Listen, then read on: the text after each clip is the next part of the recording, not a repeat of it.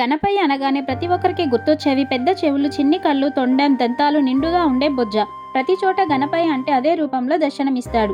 కానీ ఓ ఆలయంలో మాత్రం గణపయ్య తొండం, దంతాలు లేకుండా భక్తులకు దర్శనమిస్తాడు. అదేంటి, తొండం లేని వినాయకుడు కూడా ఉన్నాడా అని ఆశ్చర్యం కలగవచ్చు. కానీ అది నిజం. అందరి దేవుళ్ళు మాదిరిగానే గణనాథుడు తొండం లేకుండా దర్శనం ఇవ్వటం విశేషం. అయితే మానవ రూపంలో ఉండే ఈ వినాయకుడి దేవాలయం తమిళనాడు రాష్ట్రంలోని తిలతర్పణపురి అనే గ్రామంలో ఉన్న ముక్తికేశేశ్వర ఆలయం ప్రాంగణంలో ఉంది. ఈ ఆలయాన్ని ఆది వినాయక ఆలయం అని కూడా పిలుస్తారు. ఇక్కడ వినాయకుడు మానవ రూపంలో దర్శనమిస్తాడు. అందుకేనేమో అందరూ ఈ గణపయ్యను నరముఖ గణపతిగా పిలుస్తారు. శ్రీరాముడు దశరథునికి ఎన్నో చెట్ల పిండ ప్రదానం చేసినా ముక్తి లభించలేదట. దాంతో శ్రీరాముడు శివుని ప్రార్థించాడు. అప్పుడు బోలాశంకరుడు ప్రత్యక్షమై తిలతర్పణపురిలో ఉండే కొనలను స్నానం ఆచరించి పితృతర్పణం వదలమని చెప్పాడు. అప్పటి నుంచి ఆ గ్రామాన్ని తిలతర్పణపురిగా పిలుస్తారని పురాణాలు చెబుతున్నాయి.